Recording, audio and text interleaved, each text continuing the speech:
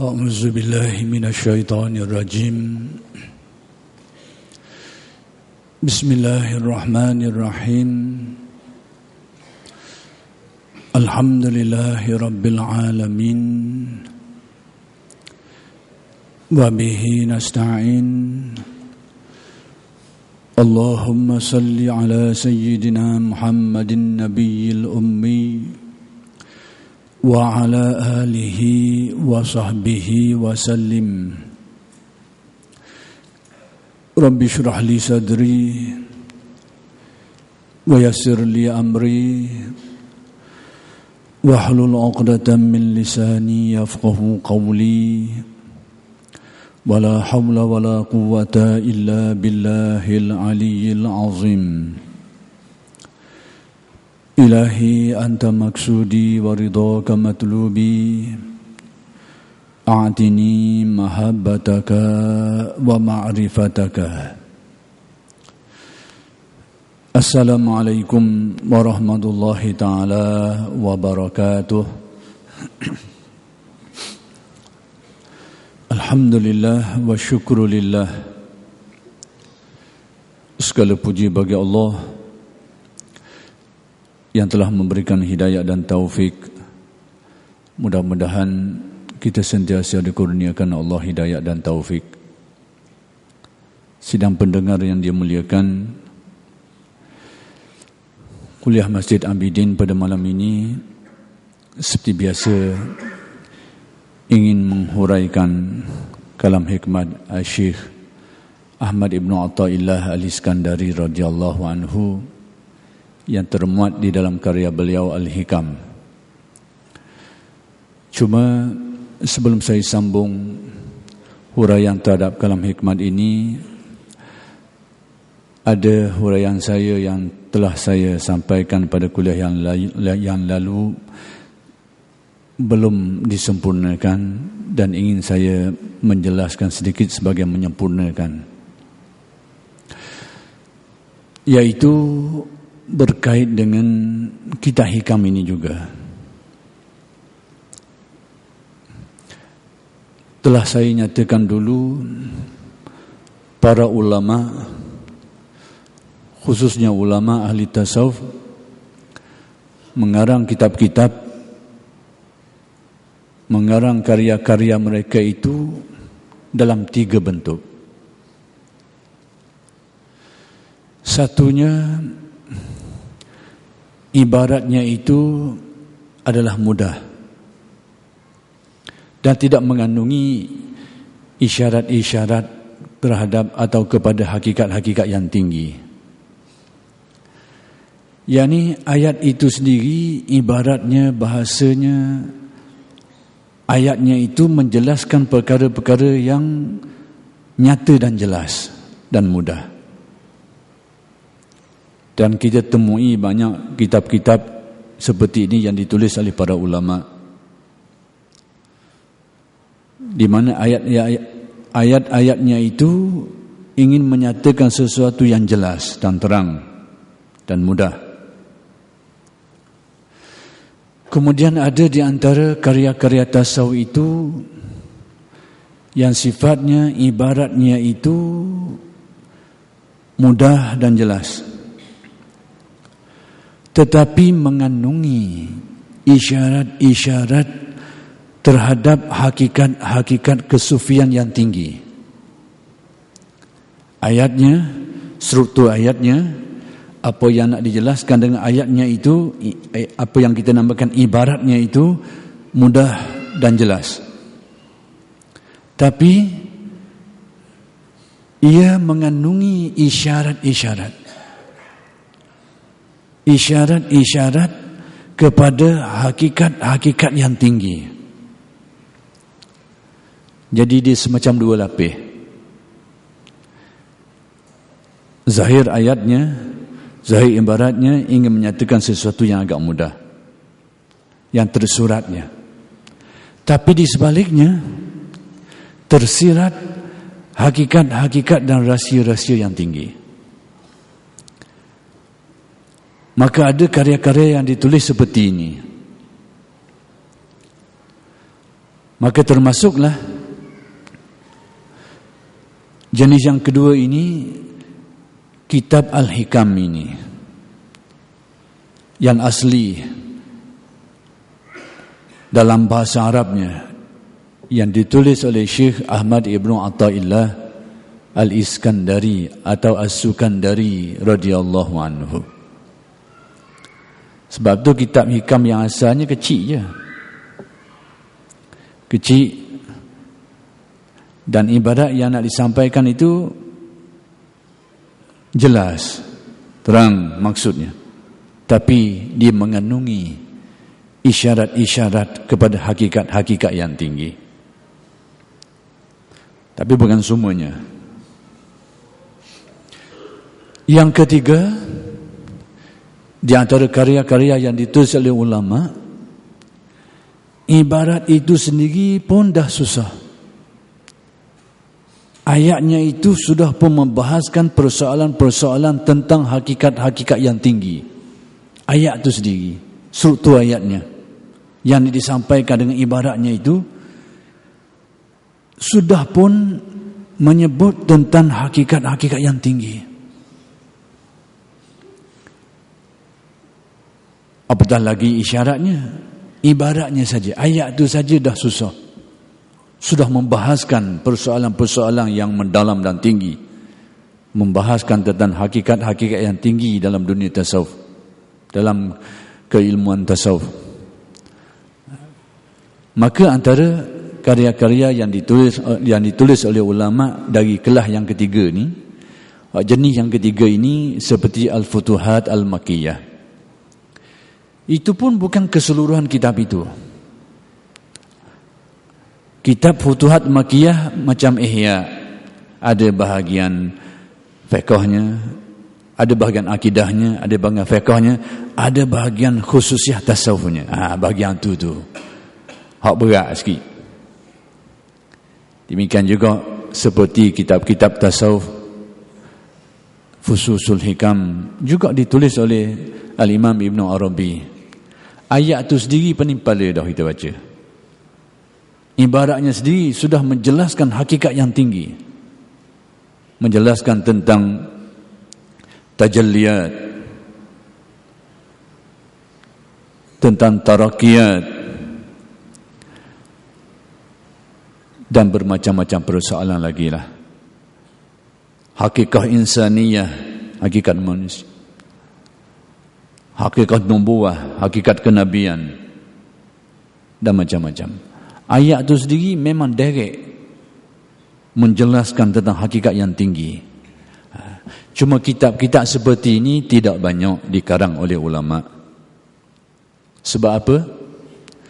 Sebab apa yang mereka bicarakan itu lebih kepada sesuatu yang dianggap rahsia, yang tidak boleh dijelas secara terbuka kepada orang ramai.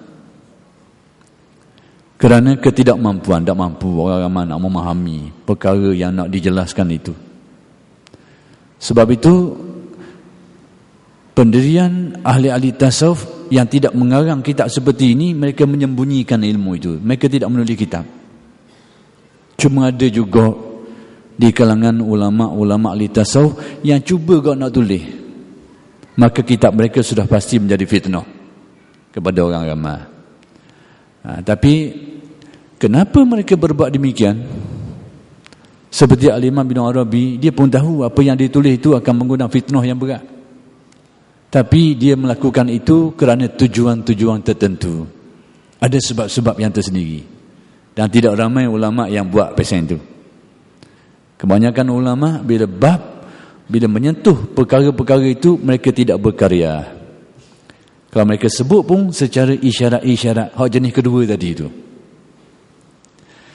Jadi kitab hikam yang asli itu, karya Syekh Ibn Atha, adalah dari jenis yang kedua itu.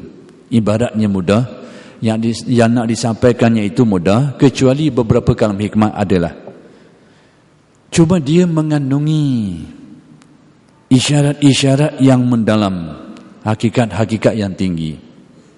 Jadi seolahnya pengarang kitab ini bila dia tulis kitab itu, dengan ibarat yang jelas, sesiapa yang faham ibaratnya, fahamlah maksud dia tu. Cuma di sebalik ibarat dia tu tersirat. Tersirat. Hak tersurat tu jelas je, nak khabar dia jelas je. Mudah. Tapi di sebaliknya ada isyarat-isyarat yang dalam. Seolahnya Syekh ni buka pintu. Aku nak khabar setakat ni, pintunya sini. Aku buka pintu. Kalau mu nyelang dalam sikit, menurut qada masing-masing lah. Hak dalam sikit, dalam. Hak dalam lagi, dalam lagi. Menurut qada masing-masing. Cuma aku buka pintu setakat ni. Tapi aku beri dah nu, jalan nu. Mana-mana hak nyelang dalam, yang akan nampak aku nak khabar tu. Hak tak nampak, tengok. Ada kaki, ada 10 kaki, ada 20 kaki. Yang tersirat. Tapi hak nak khabar asalnya, ibaratnya mudah. Contoh, saya nak beri contoh. Antara kalam-kalam awal, kalam-kalam hikmah awal yang ditulis oleh Syekh Ibn Atta'. Dia menjelaskan tentang iradatuka tajrid. Contoh, ma iqamatillahi iyyaka fil asbab syahwatun khafiyah. Apa yang nak diberitahu dengan kalam hikmat ini? Iradatuka tajrid, kemahuanmu untuk bersikap tajrid. Ini istilah di tasawuf. Bahasa mudahnya, kemahuan seseorang untuk tidak mahu berusaha, semata-mata nak buat ibadah je. Tambah berusaha, tambah cari sebab musabab, serah je kepada Allah, buat ibadah saja-saja. Itu tajrid, bahasa mudah. Ma'a iqamatillahi iyyaka fil asbab,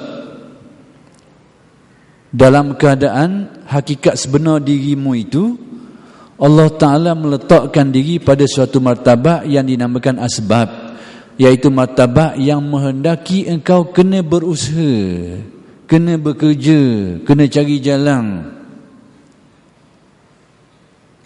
Sekiranya demikian, kata Syekh Ibn Atta', itulah syahwatun khafiyah. Sebenarnya mu ikut hawa nafsumu, tapi nafsu hak dak nampak sembunyi. Apa yang Syekh nak beritahu dengan kalam hikmat ni? Syekh nak membetulkan sikap sebahagian kita, sikap yang salah. Salah guna.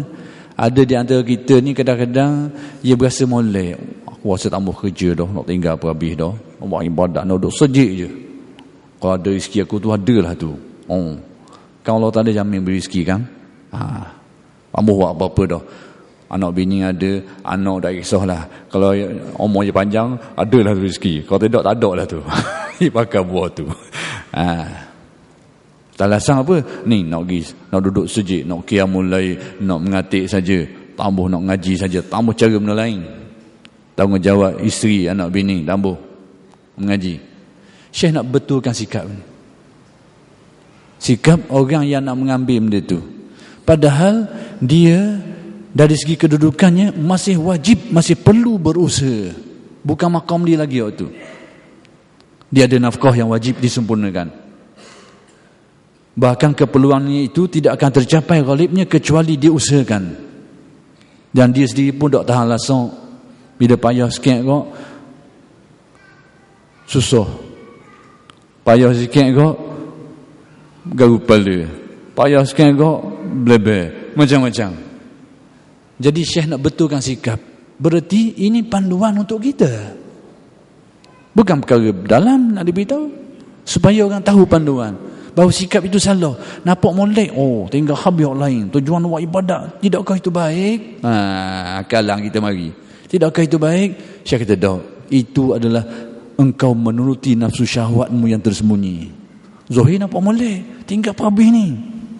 Nak buat ibadat semata-mata. Tak mau cara benda lain. Jadi hak tu yang nak disampaikan oleh Syekh menerusi kalam hikmat. Tidakkah itu panduan yang perlu kita tahu belaka? Dan berapa ramai orang yang terjebak dengan perkara semacam ini? Dia rasa dia baik, dia rasa dia molek, dia tinggal habis. Berapa ramai orang yang terkena macam ni? Kata Syekh, itu syahwatun khafiyah, nafsu yang tersembunyi. Hak itulah ibarat yang nak disampaikan. Berarti kita semua kena tahu benda macam ni. Kena tahu benda macam ni. Kita semua. Cuma di dalam kalam hikmah tu ada menyebut tentang tajrid. Dia adalah hakikat kesufian yang tinggi. Dia ada menyebut tentang maqam asbab. Dia perlukan pada huraian yang mendalam. Tapi hak Syekh nak khabar bukan hak tu. Hak nak khabarnya orang mengambil sikap yang salah tadi tu. Dia nak buat pasal itu, tiba-tiba dia tak layak, dia sebenarnya ikut hawa nafsu. Hak tu yang Syekh nak khabar. Cuma di dalam kalam hikmah tu ada menggunakan perkataan tajrid, seolahnya tersirat di sebaliknya ada rahsia tajrid. Inilah yang diambil peranan oleh orang-orang yang mensyarah kitab hikam. Sebab itu syarah kitab hikam tidak sama dari segi kedalaman. Ada hak tohor, ada hak dalang, ada hak dalang lagi. Kerana ada isyarat-isyarat tu. Tapi hak tu bukanlah yang nak diberitahu dengan ayat itu. Bukan itu yang nak diberitahu. Contoh paling mudah, kalam hikmah yang pertama yang kita baca. Kalam hikmah yang pertama. Apa itu Syekh kata dalam hikmah yang pertama? Iaitu min alamatil i'timadi 'alal amal nuqsanur raja inda wujudi zulali atau zalali. Apa yang Syekh nak beritahu dengan kalam hikmat itu? Pertama sekali Syekh nak beritahu hendaklah kita berpegang kepada tauhid, dan antara tauhidnya dinamakan tauhid al-af'al, iaitu segala-galanya kembali kepada Allah. Baik buruk ke semuanya balik kepada Allah. Syekh nak beritahu kita, pegang hak tu dalam perjalanan kita. Hakikatnya, cuma syariat menyuruh kita berusaha buat baik dan menjauhkan kejahatan. Tapi berjaya atau tidak, semuanya kembali kepada perbuatan Allah, ketentuan Allah. Itu sebahagian dari kewajipan kita meyakininya. Yakin tentang qada dan qadar. Antu'mina bil qadari khairihi wa syarih. Kau percaya kepada qada qadar baik atau buruk. Kena pegang yang itu. Cuma Syekh ni dia halus sikit dia khabar. Sebab tu rahsia kitab ikan ni bukan aspek kedalamannya. Memang adalah isyarat ke situ. Tapi aspek macam mana ayat-ayat tu tikang kita kena molek. Cuma Syekh nak beritahu. Oleh kerana itu yang nak diberitahu, peganglah kepada hakikat bahawa segala perbuatan itu kembali kepada Allah. La haula wala quwata illa billah. Yakin baik buruk semuanya balik ke dia. Cuma kita ni kadang-kadang kita tak sedar bahawa pegangan kita tu tak kukuh molek. Lalu Syekh nak beritahu alamatnya, tanda bahawa peganganmu tu tak kemah molek. Nak khabar tanda. Tanda mu pegang tak kemah molek. Tujuannya apa? Supaya kita kalau tahu nyakit kanser dalam dia, supaya apa, cari obat lah. Sebab benda nyakit tak nampak dalam ni, jantung tu tak nampak. Jadi doktor-doktor cerdik kau, hak yang nak kabarnya jagalah kesihatan. Dah siapa dia kena jaga kesihatan, kena jaga belaka. Doktor pun kena jaga, orang ramai pun kena jaga. Cuma doktor ni nak kabar bahawa mu kadang-kadang mu tak sedar mu nyakit. Aku nak kabar lama. Kalau mu tahu benda ni mu kena berubat. Jadi maka Syekh memberitahukan kepada kita bahawa tanda bahawa peganganmu tu tak kemah molek situ. Tak kemah molek. So kemahlah. Sedangkan itu asas keyakinan tauhid. Cuma nak khabar alamat bahawa mu pegang tu gocang, jaga-jaga tak kena molek telikukmu. Gitu nak khabarnya. Dia kata tandanya, dia kata bila mu terjatuh melakukan kejahatan, mu tak ada harapan. Tak ada harapan baik terhadap Allah. Kita ni orang, sebab tu bermula perjalanan tasawuf dinamakan murid. Murid ni peringkat permulaan dalam perjalanan manusia, iaitu orang yang ada kemahuan, iradah, yang ada dia nak baiki diri dia. Dia nak supaya dia menjadi lebih baik. Dia nak supaya dia menjadi lebih memahami tentang Tuhan. Dia lebih baik penghayatan agamanya, lebih kuat keyakinannya. Ada kemahuan tu. Itulah permulaan perjalanan ahli tasawuf. Dah siapa dia? Kita semalah. Ke tambah benda gitu. Kita boh. Semua orang nak. Itu permulaan. Murid dinamakan orang ada kemahuan, ada kesedaran. No, aku ni jahat, nak suruh jadi baik sikit. Aku ni jahil, tak tahu benda aku nak, biar tahu itu ini. Aku ni tak ada amalan, biarlah ada bekalan sikit nak mati kat gigi. Aku ni amalah aku dengan orang, aku nak baiki sikit biar jadi molek dengan orang.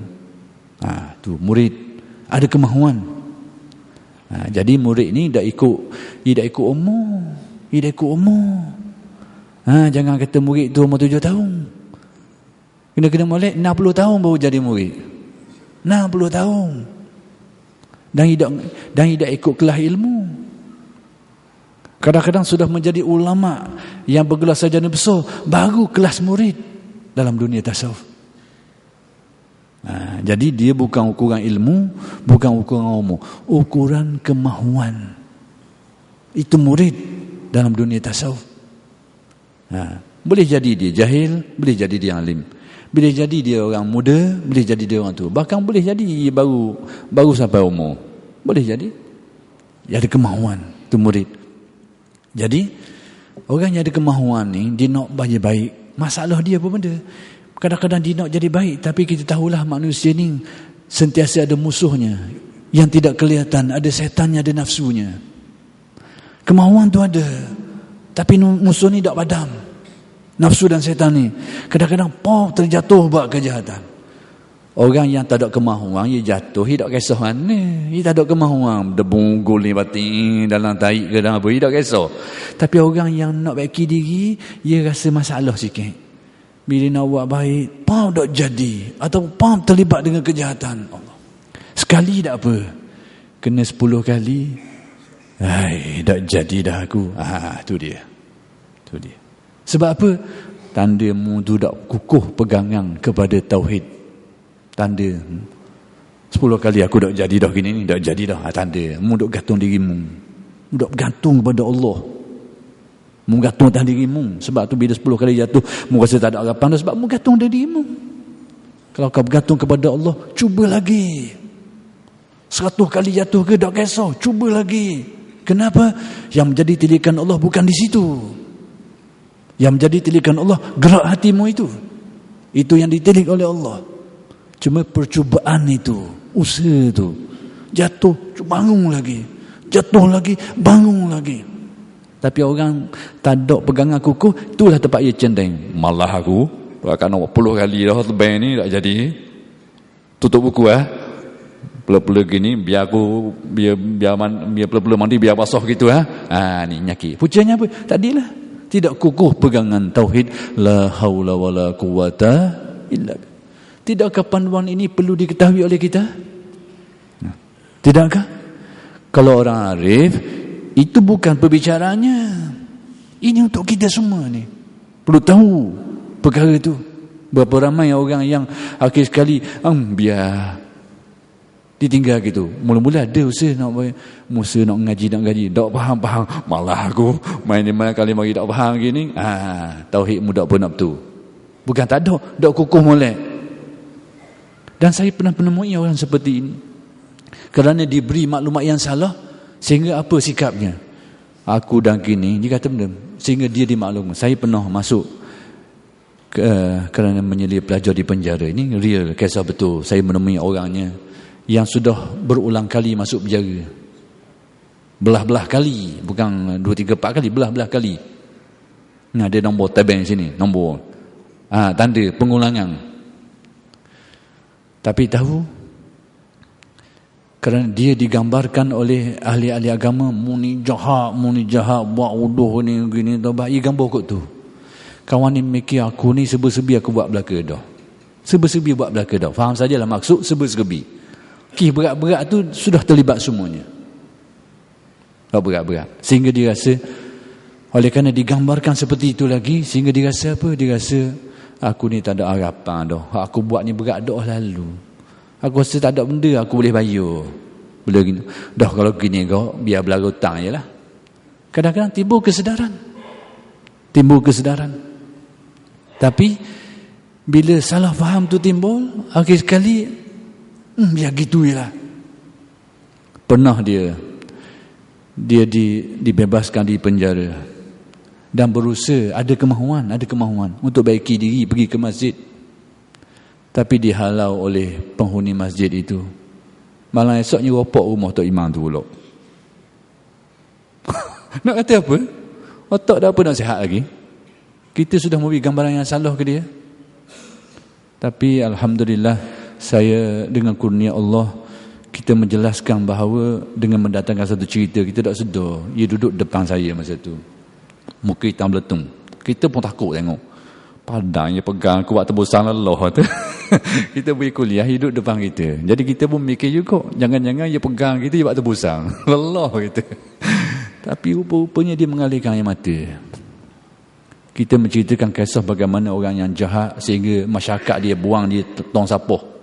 Akhir sekali Allah Ta'ala perintah Nabi Musa suruh sempurnakan jenazah dia. Tapi orang ramai teruk gitu mayat ni. Sebab apa? Menurut orang ramai jahat dah lalu. Tapi orang tak sedar. Saat-saat akhir tu dia ada hati jujur dia tu. Hati jujur dia dah ada. Sehingga diperintahkan Nabi Musa supaya sempurnakan jenazah tu. Saya cerita tu je. Biak mata dia. Berderar biak mata. Sampai dia kata, aku keluar lepas ni aku nekat, tidak akan kembali. Dia kata, antara pucakan aku tak dapat buah ni. Dia kata, aku dibayangkan aku ni buat uduh-uduh tak ada harapan dah. Dan aku kata, kalau tak ada harapan, biar aku kekal gini je. Tapi bila aku faham yang ini, aku akan baik. Aku nekat. Salah pedoman, salah petua. Ini buah ni nak ajar tu lah. Nak ajar. Jatuh ke bang, jatuh 5-6 kali 10 kali ke, bangun. Baiki dirimu itu. Itu yang disuruh. Tanda bahawa peganganmu tak betul tadi tu. Bila 6 kali jatuh, 7-8 kali jatuh kau, mu fikir atas dirimu. Sebab mu fikir atas dirimu, mu berasa, tak jadi dah aku ni. Sebab mu tengok atas dirimu. Kau tidak lihat kepada yang mempunyai segala-galanya itu. Itu yang perlu difahami. Itu kalam pertama Syekh Munatok nak betul kita, supaya sikap kita betul. Berarti kita ini semua yang perlu tahu tentang perkara itu. Jadi yang nak diberitahu dengan kalam hikmah yang saya sebut tadi itu bukan maqam tajrid. Tapi bila sampai kepada ulama yang mensyarahkannya seperti Ibnu Ajibah, dihuraikanlah maqam tajrid dengan detail dan mendalam. Itu hak dia lah. Tapi hak yang nak kabarnya bukan yang itu. Ibaratnya bukan itu. Cuma isyaratnya ada ke situ. Ibarat kau Syekh Munatok kau, aku kabar begitu. Mu dalam menyelang. Mu dak ya, kalau mu rasa dak lagi jauh, mu pakai hak ibarat zahir itu, cukuplah. Apa masalahnya? Okey, apa masalahnya? Baik. Kemudian apa kata, sebab tu saya minggu lepas saya menghuraikan huraian salah seorang yang mensyarahkan hikam, iaitu Syekh Ibnu Abbad An-Nafazi Ar-Rundi, ulama besar ni yang mensyarahkan kitab hikam bersekali dengan Syekh Abdullah Syarqawi. Cuma syarah Syekh Abdullah Syarqawi ni agak ringkas sikit, hak panjangnya Ibnu Abbad. Baik, apa kata Ibnu Abbad? Dia kata, oleh kerana demikianlah sifat bagi kata-kata aulia. Dengar molek ni. Oleh kerana demikianlah sifat bagi kalam aulia, yakni ada yang tersurat, ada yang tersirat. Hak tersurat tu jelas, tapi yang tersirat tu banyak rahsia di belakang tu. Sebab tu kata Ibnu Abbad, aku kata Ibnu Abbad merasa tidak mampu untuk melengkapi. Ibnu Abbad menggunakan perkataan isti'ab, nak melengkapi segala isi kandungan yang ingin disampaikan oleh Syekh Munatok dalam kitabnya hikam. Aku tak mampu. Atas dasar apa? Sebab memang begitu. Kerana keilmuan para awliya ini macam lautan yang tidak bertepi. Tengok atas orang nyelang lah, dalang-dalang lah, toh-toh lah. Orang kata apa? Cuma dia buka pintu, dia bawa kita pergi patah. Ni, laut ni. Mu gagah, menyelang dalam sikit. Mendak gagah, mu main berenang tepi tu, padahal lah lebih-lebih kurang. Tapi Syekh kata, tak ada masalah apa. Sebab itu Ibnu Abbad kata, aku menyatakan tidak mampunya aku untuk melengkapi maksud yang terkandung di dalam kitab hikam ni. Aku sendiri aku rasa tak mampu. Itu orang seperti Ibn Abbas. Dah yang lain daripada itu, mana? Dah kalau nak pakai buah tu, kita ni sipang sajalah. Sipang saja, sipang sampai hari kiamat. Tak boleh buka. Tak ada orang boleh buka. Sebab apa? Tak ada orang mampu melengkapinya. Bukan itu yang nak disampaikan. Bukan itu. Kena faham boleh. Bukan itu yang disampaikan. Lepas tu kata Syekh Ibn Abbas, dan aku kata Syekh Ibn Abbas, aku tidak mendakwa. Syarahku itulah syarah yang sebenar-benarnya, yang ni selengkapnya. Aku tak kata gitu. Bahawa syarah yang aku syarah terhadap kalam hikmat ni, dalam kitabnya tu, itu bukan satu-satunya syarah. Bukan itulah yang selengkapnya. Sebab apa? Kerana tabi'i kalam awliya seperti itu. Cuma kata Ibn Abbas, kami, ini aku kata pengarang lah, Ibn Abbas, aku mensyarahkan kitab hikam itu adalah menurut yang apa yang aku faham tentang kitab itu. Aku syarah dia menurut yang aku faham. Sekiranya fahamku itu, syarahku itu muafakat dengan perkara sebenar, maka itu adalah merupakan kurnia Allah yang paling besar. Tapi sekiranya syarahku itu tidak menepati apa yang nak disampaikan oleh pengarang asal kitab hikam, itu balik kepada kejahilan aku. Itu balik kepada kekurangan aku, kata Ibn Abbas. Baik. Apa yang dikata selanjutnya oleh Ibn Abbas? Yang demikian itu tak mengapa. Sekalipun berlaku demikian, kata Ibn Abbas, la jarama, tidak menjadi kesalahan dan tak mengapa. Cuma sekiranya membetuli kehendak pengarang, memang itu kurnia Allah.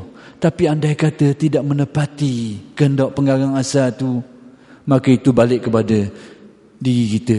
Sebab apa? Sebab kata Syekh Ibn Abbas, itu bukanlah menjadi suatu kesalahan. La jarama. Sebab apa dia kata gitu?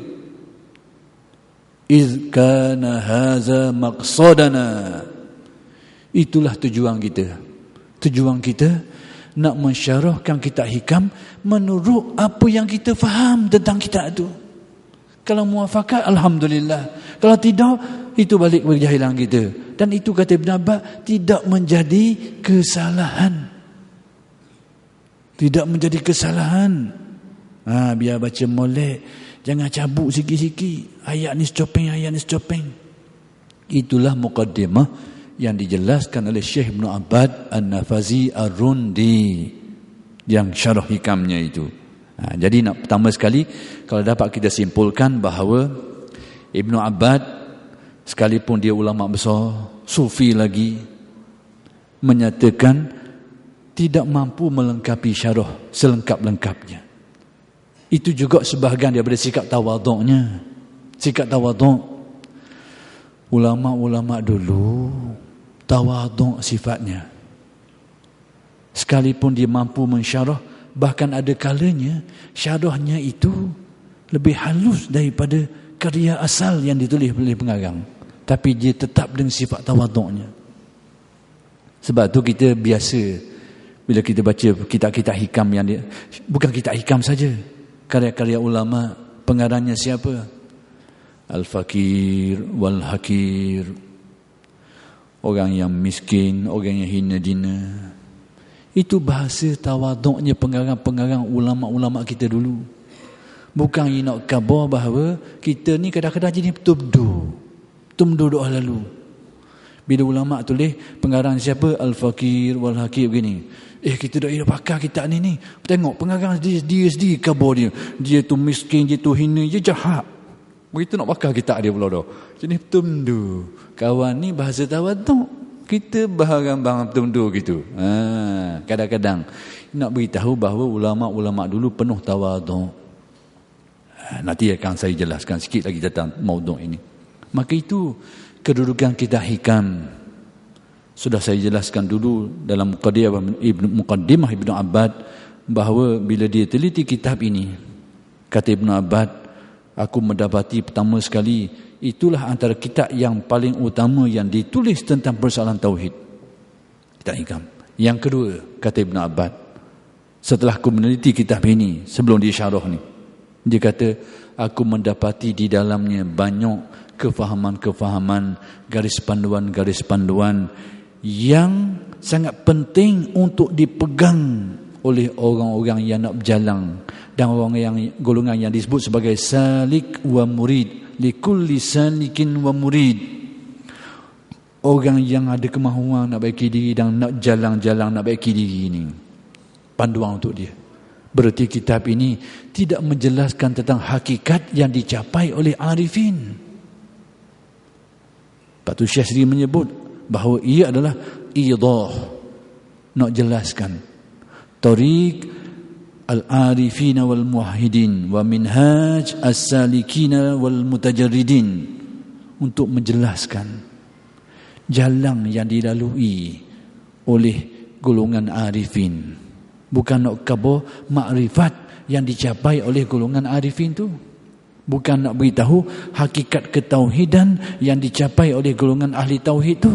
Tapi jalan yang dilalui. Ya jadi gitu tu ya buat guna. Ya jadi arif tu. Kita ya jadi guru besar ni buat guna. Orang capuk debok jatuh situ. Yang ngaji tadi ke sekolah rendah, masuk universiti, barulah orang akak dia jadi guru besar. Begitu. Tak ada juga malah ni. Dan sekali je. Oleh kerana sudah sampai isyarat, nanti hal-hal lain yang akan saya jelaskan berkait dengan isu ini, insya-Allah akan disampaikan pada kuliah-kuliah yang akan datang. Aqulu qawli hadza wa astaghfirullahal azim li wa lakum. Assalamualaikum warahmatullahi taala wabarakatuh.